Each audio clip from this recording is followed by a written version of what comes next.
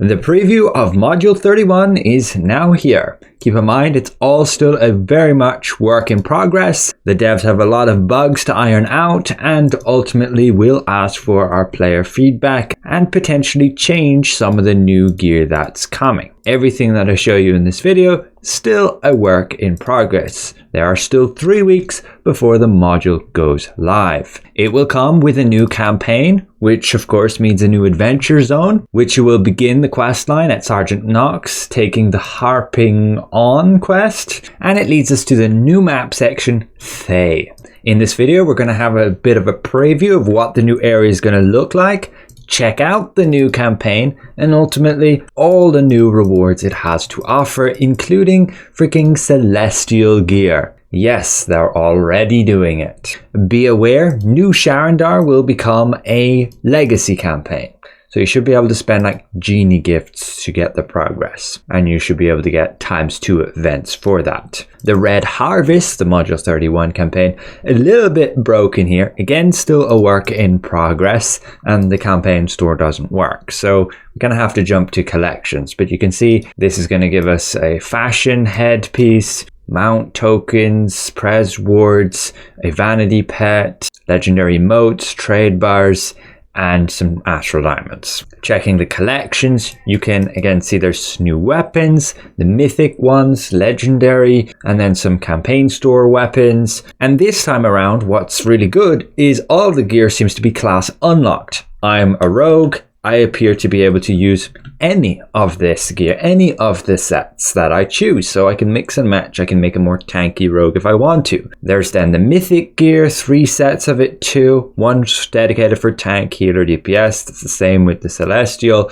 I'm going to make a document with all of these, and we'll talk you through each of the gear pieces as well and give my feedback to the devs on what I think is good and bad. Legendary gear, there's a whopping 5 different sets here, and then there's some campaign store purple gear too, just for the newer players to help catch up a little bit. And then there's mythic rings, legendary rings, and your purple campaign store rings. Then there's mythic shirt and pants, legendary shirt and pants. All of this stuff, by the way, having like so much more item level than before. This mythic's up 3,150. Going back to mythic rings, 4,150. Celestial armor, 4,550. With the new weapons having 4,000. For some reason, there's no celestial weapons yet. Maybe there will be, and they just haven't shown them yet here. But yes, purple shirt and pants too. There's the new artifacts, 2 of them. This one, this one. They've actually boosted a bunch to 2,600 item level, along with introducing this one. You can see the Aragon's now 2,600, along with the lockbox one, 2,600. So you'll definitely want to get those if you don't have already. And yes, then there's the artifact sets, 4,050 item level on all of those as well. More support artifact sets. I honestly think I will still be staying with Shroomwood. I'll have to look at the item level difference though and see how much that affects damage. And there's new companion equipment, 2,600 on all of this. And then there's some more fashion and vanity pets. We can have a quick look at this fashion set here. Then there's another one just here where you're gonna be bald, intentionally I assume. And then all of these vanity pets here.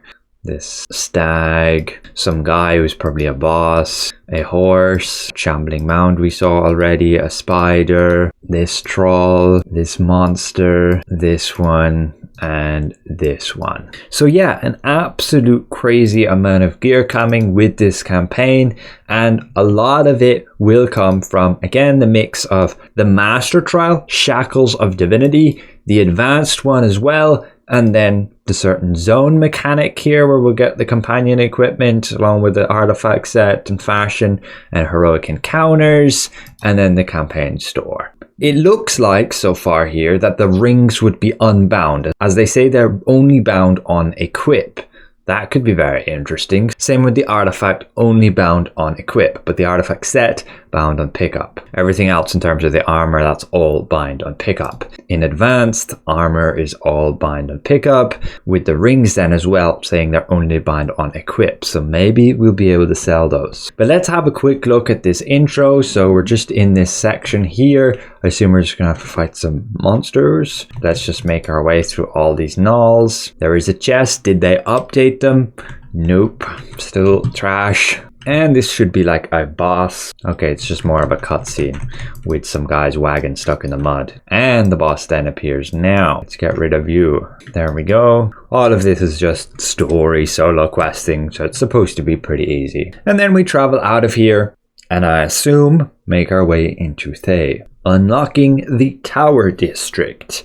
Not the Tower District that you might think of with all those orcs. This is completely a new area. I assume named Tower for that one there on the horizon. This is probably our hub area where we are arriving with the wagon. And we are here indeed. Quickly speak to our NPC, get the quests. We're getting already campaign currencies. And he wants us to eavesdrop on conversations. Again, all of this is very much a work in progress. They can still update the map areas, add more details, add more textures, things like that. This is just the preview test server. We're having a first quick look at what this module will in part offer. Lots of lore to read here. Objective complete, speak to this guy, and he wants us to cross this bridge. So this is going into the map section. Right? The main area is this hub. There's heroic encounters up already, including this little one. And there's this elite boss walking around here. I wonder what this thing is. Maybe a portal? Yes. We can go to different sections. So let's go like over here. And we just end up in a new map, I think. Or just a different level of the map. Yes, they must have different levels. So that's kind of cool. This is our original place. We can go here, we end up on this section of the map, and we can go down here, and we end up at the bottom of the map. So I see what they mean by verticality. You can jump all the way down there, and that's still part of the map. Let's do it. I have this gadget, which should give me, like, the ability to fly. Yes, it kind of does. And we get an achievement for that as well. The monsters here, as expected, a bunch of Thayans, and they kind of hurt. But they're still pretty easy to kill. So yeah, there's a lot to explore around here. What is down here? That's a mini boss for sure. Okay, he's dead pretty quick. Does he drop anything? 5 Thayan blood marks. Now the issue is we can't really tell what we need those for yet. The campaign store doesn't work. How do I get out of here? We can interact and open the gate. Oh, that's perfect. And then we have a tunnel to leave. Yeah, this place definitely looks pretty interesting. I would say I think it misses some textures in some areas. I have my graphics on max, so there's nothing in terms of missing rendering. But these areas look decent with some extra lighting. There's a merchant, just gonna sell the usual stuff. This is probably another mini boss. Let's see if we can kill him. Okay, no, this is immune. Why can't I deal any damage? Maybe the mob has to go somewhere particular, or there's a particular time that I can kill it. This is that wandering mob, the one we see on the map. It probably has to get triggered by a certain event. Can target it though. This little token that I have here basically gives you low gravity like this. I can't mount up and I can't use abilities while it's active.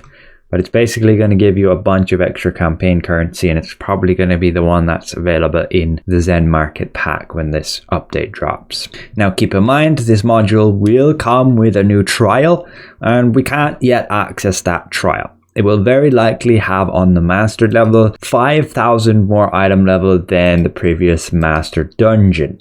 So it would be 110,000 or 105,000 on private queue. But I believe from the Russian server, here's a teaser of what the boss will be like. A big angel with like 2 swords. I'm very interested to check that out as soon as we can. But again, not available on the preview test server just yet.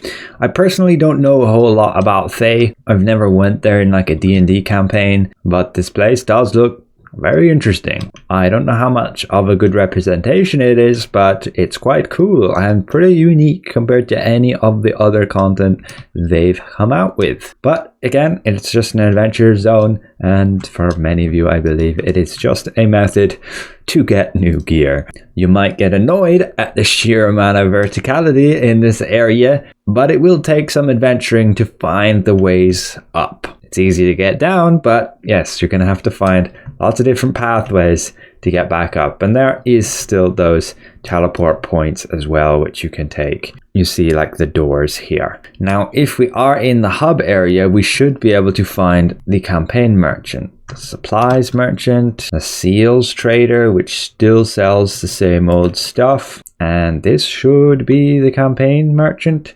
No, this is the trial merchant. So we do indeed have streak breakers, 250, 200,000. This I assume for the advanced version. Then here's the master armor, which, yes, you get this from advanced and master, it says. So yeah, there's probably a bug right there, just with the tooltips. But yes, you can get everything that we showed already, including the weapons, mythic ones too. And the set bonus is a little bit different depending what class you are.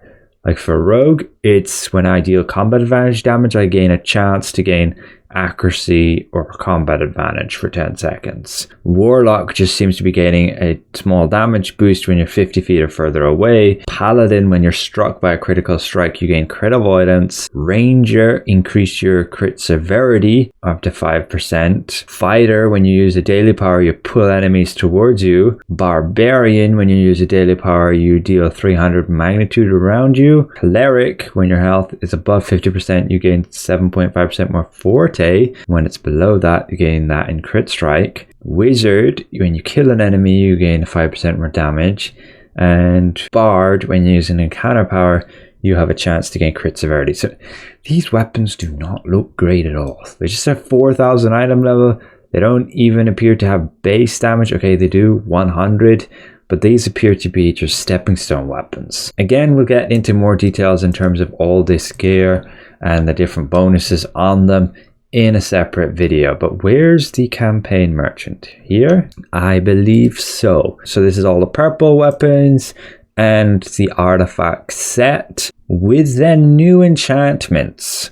These are triple stat enchantments. So power, combat advantage, crit severity, defense, crit avoidance, deflect severity. This one's accuracy, combat advantage, crit strike, awareness, deflection, deflect severity. And then the key for the new trial. And I believe that's everything. Just a first look at module 31. I wouldn't say it's that different compared to other modules in terms of the same structure of a new adventure zone, new campaign, and new gear to obtain. Linked to it this time around is a new trial instead of the usual dungeon, which is normal as we generally rotate between dungeons and trials, which is going to be 10-man content, should be a good bit of fun, and potentially some decent rewards to get, at least for item level. Because look, I'm already over 125,000. If I just slot in like a high item level artifact, I'm over 128,000. A bit crazy, but yes. Only master content gets power creeps because it's not scaled. Everything else is scaled and item levels are relevant there. All like your random queues. But yes, that's everything for this video. Thanks all for watching and we'll see you guys in the next one.